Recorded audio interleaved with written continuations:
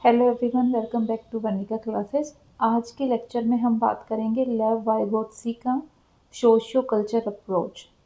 ये जो वैज्ञानिक थे, रूसी मनोवैज्ञानिक थे, और ये बात करते थे कि जो बच्चे हैं वो समाज के हिसाब से सीखते हैं।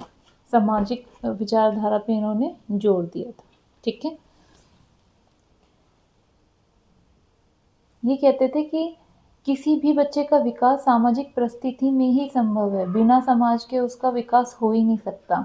उसका संज्ञानात्मक जो विकास होगा वो भी सामूहिक प्रक्रिया के द्वारा ही पॉसिबल है। मतलब अगर बच्चा ग्रुप लर्निंग करेगा तो ही वो अच्छे से सीख पाता है, वो अंतःक्रिया द्वारा सीख पाता है। मतलब जब उसका सोशल इंटरेक्शन होगा तभी बच्चा अच्छे से सीख पाता है। वाइगोत्स्की कहते थे कि जो विकास है, जो डेवलपमेंट है, वो क्या है, एक कॉन्टिन्यूअस प्रोसेस है। और पियाजे क्या कहते थे, डेवलपमेंट क्या है, एक डिसकॉन्टिन्यूअस प्रोसेस है। तो क्वेश्चन बन सकता है कि who says development is a continuous process, तो क्या आएगा, वाइगोत्स्की आएगा। ठीक है, ये कहता था जो बच्चों में कॉग्निटिव डेवलपमेंट है वो किसके थ्रू होगा, सोशल इंटरेक्शन के थ्रू होगा। ठीक है, वाइगोत्स्की ने सबसे पहले 3 चीजें बताई थी, सोशल इंटरेक्शन, लैंग्वेज और कल्चर। इसके ये 3 महत्वपूर्ण पहलू थे। एस से क्या बनेगा, सोशल इंटरेक्शन, सी से बनेगा कल्चर, और एल से बनेगा लैंग्वेज। वाइगोत्स्की का मानना था कि जो भाषा का विकास होता है वो सामाजिक अंतर क्रिया से होता है। अंतर क्रिया मतलब जब बच्चा सोशल इंटरेक्शन करेगा तभी वो क्या सीख पाता है, लैंग्वेज सीख पाता है। और जो भाषा है इन्होंने भाषा पे बहुत ज़्यादा इम्पोर्टेंस दी थी। ये कहते थे कि भाषा ही है व्यक्ति के लिए सबसे बड़ा यंत्र जिसके द्वारा वो एक दूसरे से बातचीत कर पाते हैं, अपने ज्ञान का सर्जन कर पाते हैं। तो मतलब उन्होंने लैंग्वेज को क्या माना था, एक टूल माना था। उन्होंने फिर इन टर्म्स के बारे में भी बताया था, जेड पीडी के बारे में, स्कोप फोल्डिंग के बारे में, और मोर नॉलेजेबल अदर के बारे में। इसको मैं एक एग्जांपल से समझाना चाहूंगी, आपको ये तीनों टर्म समझ आएगी। जेडपीडी क्या है, जोन ऑफ प्रोक्सिमल डेवलपमेंट, मतलब विकास का संभावित क्षेत्र। जैसा देखो यहाँ पे क्या है, स्टूडेंट है, लर्नर है। ठीक है, अब ये है कि जो वो खुद से कर सकता है, मतलब मेरी कैपेबिलिटी होगी 1 किलोमीटर दौड़ लगाने की, तो ये मैं खुद से कर सकती हूँ। ठीक है, ये जो एरिया है यहाँ तक, ये क्या है, जेडपीडी। मतलब स्टफ लर्नर है, वो स्पोर्ट के द्वारा कर सकता है। ठीक है, और बी जो एरिया है वो क्या है, जो ये एरिया है ना अंदर का जिसमें ए बैठा है, ये क्या है कि लर्नर खुद कर सकता है। जेड पीडी वाला जो एरिया है ये क्या है कि अगर कोई हमारी थोड़ी मदद करे, इस लर्नर की मदद करे, तो वो कहाँ तक पहुंच सकता है, यहाँ तक पहुंच सकता है। और ये वाला जोन कौन सा है, जो बी है, बाउंड्री है बाहर, यहाँ तक जो चाहे लर्नर का कितना भी सपोर्ट कर दिया जाए ना, वो इस लेवल तक पहुंच ही नहीं सकता, इस लेवल तक पहुंच ही नहीं सकता।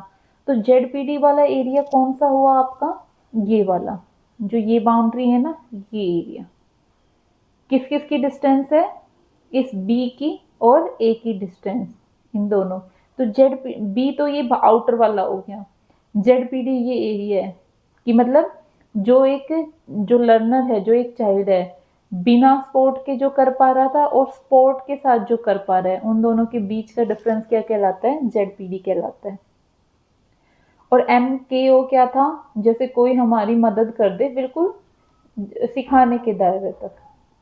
ठीक है ना, जैसे हमारे मदर हैं, स्कैफोल्डिंग साइकिल को पकड़ो ऐसे बोल देते हैं ना, तो बच्चों को मदद मिलने पर सीखने का जो दायरा होता है, जैसे इन्होंने क्या कर रखा है, पकड़ रखा है बच्चे को, जब धीरे धीरे ये साइकिल चला रहे हैं, तो ये इनको क्या कर रहे हैं, क्या कर रहे हैं, स्कैफोल्डिंग वाला एरिया प्रोवाइड कर रहे हैं। ठीक है, वाइगोत्स्की ने एक चीज के बारे में और बात की थी कि भाषा के 3 रूप होते हैं।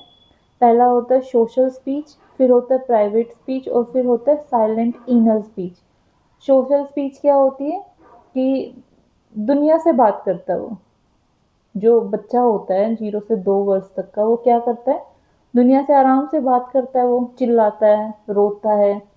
फिर क्या आता है, जब वो 3 साल का होता है, 3 से ज़्यादा साल का होता है, आपने देखा होगा बच्चे अपने आप ही बोलते रहते हैं, इसको मैं ऐसे कर देता हूँ। खिलौना खेलते टाइम वो खुद को ही डायरेक्शन देता रहता है, खुद से ही बातें करता रहता है, उनको कहते हैं प्राइवेट स्पीच। फिर जब वो बड़ा हो जाता है 7 साल से, 7 साल से ज़्यादा का होगा, 7 साल का होगा, फिर वो अपने मन ही मन में बातें बोलने लग जाएगा। अगर कुछ बुरा भी लग रहा था, उसने ये कर दिया, ये सारी चीज़ें उसके अंदर ही अंदर सुनाई देगी, बाहर नहीं सुनाई देगी। तो इसको क्या बोलते हैं, साइलेंट इनर स्पीच बोलते हैं। ठीक है। कई बार क्वेश्चन आता है जेडपीडी का, जोन ऑफ प्रॉक्सिमल डेवलपमेंट का बहुत बार क्वेश्चन आता है कि जिस दायरे में किसी की मदद से बच्चे का संभावित विकास होता है, मतलब यहाँ पे था और यहाँ तक कैसे गया, वो मदद की वजह से ही गया है ना, तो इसको क्या बोलेंगे हम, जेडपीडी बोलेंगे। ठीक है। और एम के डी ओ क्या होता है, मोर नॉलेजेबल अदर क्या होता है, कोई छोटा या बड़ा द्वारा ज्ञान ग्रहण करना। जैसे यहाँ पे पेरेंट फादर ने क्या किया, इसकी थोड़ी सी सपोर्ट कर दी, इसकी क्या कर ली, साइकिल पकड़ ली, तो ये छोटा ही तो ज्ञान है, बड़े के द्वारा दिया गया है। और स्कैफोल्डिंग क्या होती है, यहाँ पे इसने स्कैफोल्डिंग दी है, इसको टेम्परेरी हेल्प दी है, फिर ये खुद से क्या करने लग गया, इसको चलाने लग गया। ठीक है। तो स्कैफोल्डिंग क्या होती है, एक क्षणिक मदद होती है कि जब तक वह जारी रहेगी तब तक हम खुद वो काम न करने लगे।